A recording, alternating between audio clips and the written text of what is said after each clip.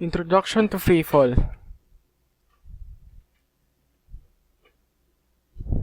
You should learn today after this. So let's start. First, what is free fall? Free fall is an object falling unaffected by air resistance.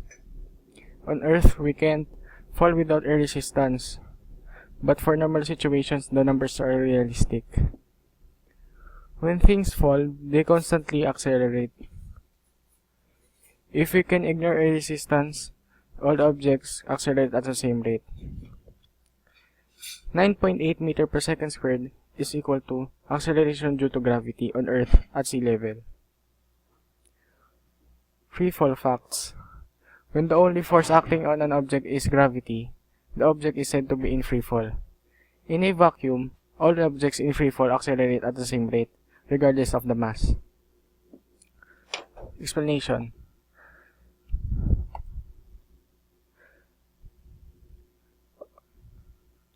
On Earth, gravity is not the only force on an object in free fall.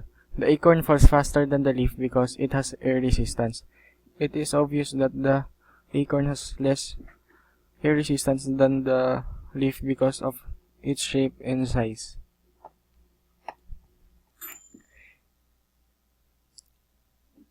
In a vacuum, acorn and leaf fall at the same speed.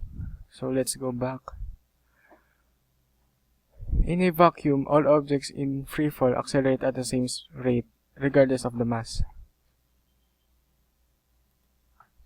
So regardless of their mass and size and shape,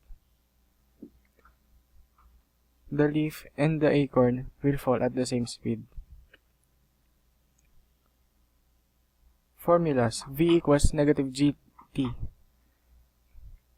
H equals to 1/2 gt squared, where v is the vertical velocity with respect to time, h is the altitude with respect to time, t is time, g is the acceleration due to gravity, which is constant 9.8 meter per second squared near the surface of the Earth.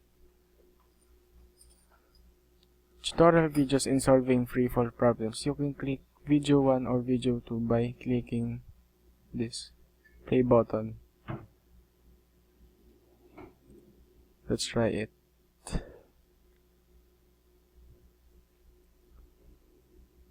There you go.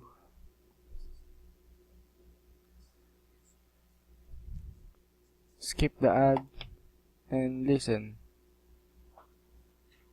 So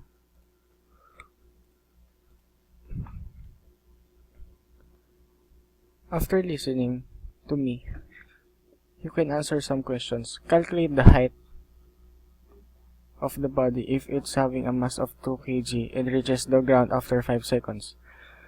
Please answer it before clicking this answer button. Please don't cheat. So let's check it. Answer in question number 1. Given the height and the time, we all know that the free fall is independent of mass. Hence, it is given as height equals 1/2 gt squared. 0.5 times 9.8 times 5 squared equals to 122.5 meters. Question number 2. The cotton falls after 3 seconds, and iron falls after 5 seconds, which is moving with higher velocity.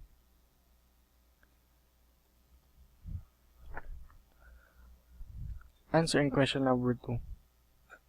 The velocity in free fall is independent of mass. Velocity of iron V equals gt equals 9.8 meter per second squared times 5 seconds equals to 49 meter per second. Velocity of the cotton V equals gt equals 9.8 meter per second squared times 3 seconds equals 29.4 meter per second.